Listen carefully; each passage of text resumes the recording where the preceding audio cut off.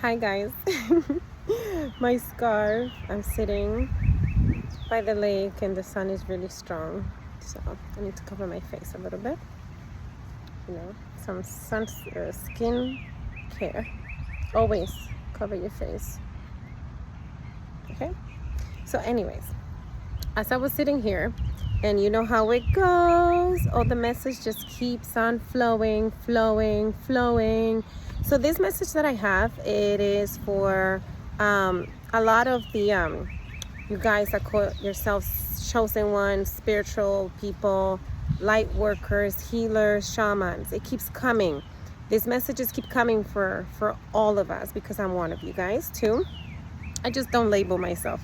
I just don't want to be put in a box. I don't like boxes. So anyways, straight to the message. So this is the message that's coming through. I don't know if many of you are confused about what is your role here in this earth, in this time right now of what's happening around the world. What is coming through is like light workers, chosen ones, black sheep, spiritual people, the shamans, the healer, the medicine women. You need to understand what is it really, to the definition of you are the light. Okay? You are the light. So let's put that light into this world that we live in today. You are the light, meaning that let me say it this way. Many of you are confused about this, because I keep hearing spiritual people doing a spiritual bypass by saying that you want to live in peace, right? You want to be in peace, but that peace depends, and it's based on oppressing the voice of someone else. Okay? That's not peace. That's not real peace. You cannot say that you are in peace within, and then you're asking somebody else to hide themselves, not to exist, to put their voice away because it makes you uncomfortable. That is not your job as a light worker.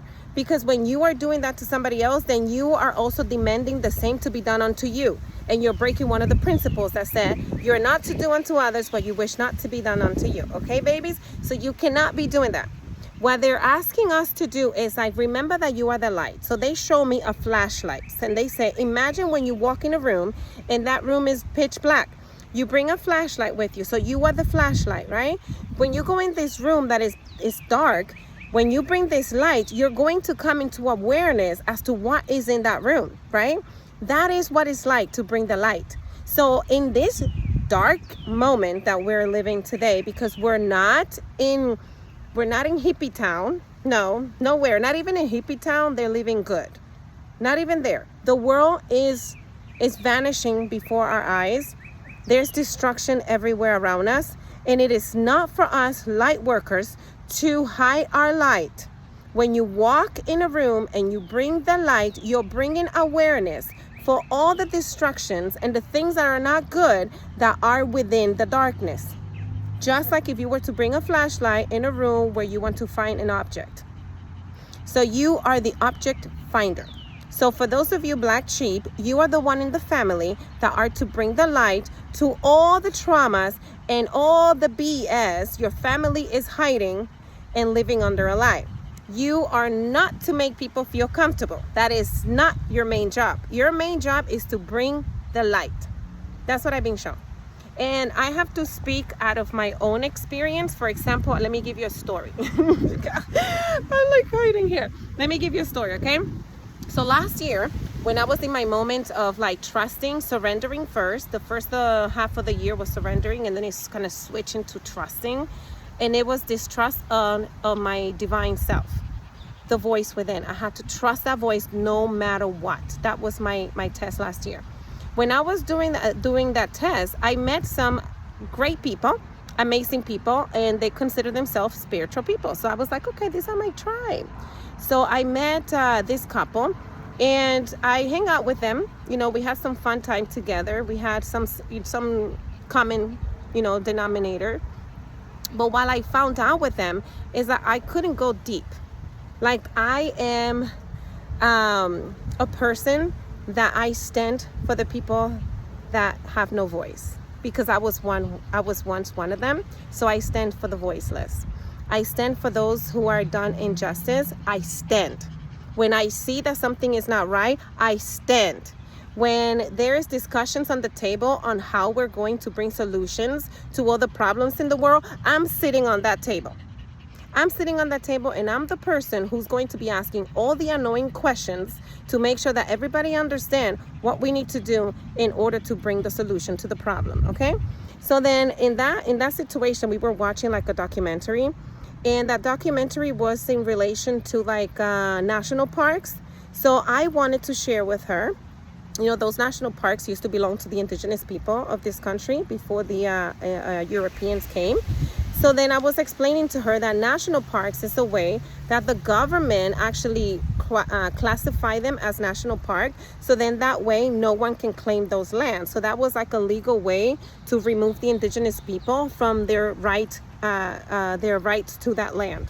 So these women got so upset, and her husband, and they were like, so we don't want to hear about it. So I said, okay, I respect it. They say they don't want to hear about it. However, I made my decision.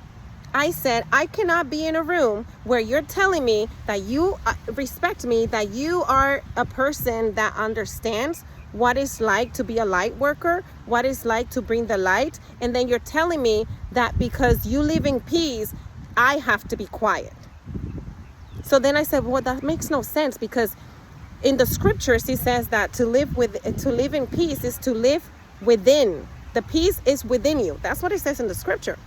So I started thinking to myself, I stay away from them. You know, I told Yannick, I said, well, I don't feel like I want to spend some time with them, because I'm not going to put myself in a box to fit in. Their rooms is too small for me. That's not my people. So that's how I go around life right now. I don't ask to be accepted. I don't need no one's acceptance. I need my acceptance. I need to accept myself. That's the most important thing. So then I decided that I was going to stay away from them. So this woman didn't like it. She didn't like it that I chose to respect her, that she's not ready to hear the truth. And I chose to respect myself in taking myself away from that equation. She texted me and she wanted to meet with me. And then I said, oh, I don't know if I want to meet, you know, what is this about? Like, I want to know before I take my time to go meet with you. She's like, no, I just want to meet with you. I want to have a conversation. So I thought this woman was coming in peace, right? Because peace, she wants to be in peace. This woman immediately, she meets with me. She looks at me in the eye and say, like, can you stop with this? Like, can you be you? And Yannick is looking at me, and I look at Yannick and I look at her, and I was like, I'm confused. What do you mean that? Can I stop with this? She's like, can you stop with your facade? Like, are you always like this? And I was like, yeah, this is me. Like, what do you mean stop? I'm not faking who I am. So at that moment, I'm telling her, the reason why you believe that I'm faking who I am is because you're faking who you are. So now you want to see me through your perception. I don't fit in your mirror, I said to her. And then I said, I respect you. You said that you want to be in peace, and you don't want to discuss the things that we really need to be sitting down to discuss so that we can find solutions to the problems that we're facing today. We cannot find solutions to the problem when we're hiding, meditating. I said to her, I meditate by the water. I get my time with my God and myself. However, when I am out there in this world, I am an active member of this society, and I'm looking for solutions to the problems that we're facing today as a society. I respect that you want nothing to do with it, so I stay away from you. And then she says, well, but I like you as a friend. I just don't like this. Like, when you trying to bring all these things, you know, to me, I don't want to talk about it. And then I said, well, I respect that. That's why I stay away. These women went to the extent of like poking my arms like this, telling me to change. She's like freaking out. She was freaking out on my energy. Like, can you change this? And I'm like, no, this is who I am. I know that you don't understand that I'm real. I know there's not many of us out there. And then I said to her, like, I think it's time for me to go. So I started walking away from her, and she started chasing me down the street. And Yannick is looking at me like, I told you not to meet with this woman. Like, it was just a waste of time. And I was like, well, I wanted to give her the benefit of the doubt. So then this woman comes, and I said, listen, I turn around, I look at her in the eye, and I said, listen to me. You see this women that you see here? As much as I can be an angel, I know how to use the dark side, because I am in balance with the darkness and the light. I know how to use both. So I am asking you, out of respect for you and for me, to just please leave me alone. And she come close to me and she's like, what is your energy? Why is it so strong?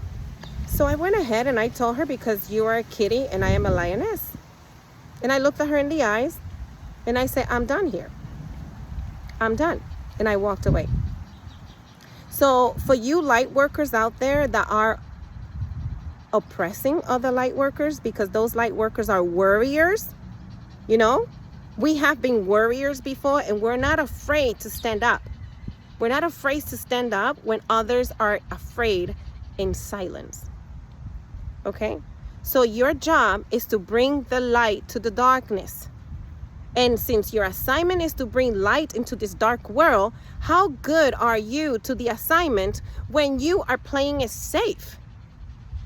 When you're not standing up for what is right? When you don't have a voice of your own? Huh? How are you going to bring light to the dark when you are in darkness? So first you have to work on yourself, because you have to feel comfortable with who you are. You need to leave those oppressive mentality that you have been programmed with in order for you to finally arrive, or should I say, finally dive in and see yourself. You see, I saw who I am and I know who I am. So I'm not afraid of who I am anymore. Okay? So you light workers, your assignment is to stand in that power. Because if you were the one, or should I say, since you were the one assigned to accomplish that task of bringing the light into this dark world, how are you doing this when you are afraid to be the light? You are afraid to see what's in darkness. And you're masquerading on the false peaceful. Yeah. False peace, I will say. Yeah. Because you cannot say that is peace when you're oppressing someone else. Your peace cannot be at the expense of someone else's voice, because that is an oppression. And we light workers, we don't oppress. We bring the light. That is the message. I don't know who is this message for, but I use part of my own experience going through this so that you understand what your assignment is. Peace is within you. It says it in the scripture. May peace be within. So until there's peace within you, you will always try to oppress others to fit into your fake narrative of what peace is. Okay? Get out of the dark. Use your power of the light. And the light is the truth. And that's why this world is the way it is in darkness, because nobody wants to stand up for the truth. Okay? That's the message for you guys. I don't know who is it, but I'm sure God has a way to get it to you. Love you. Bye.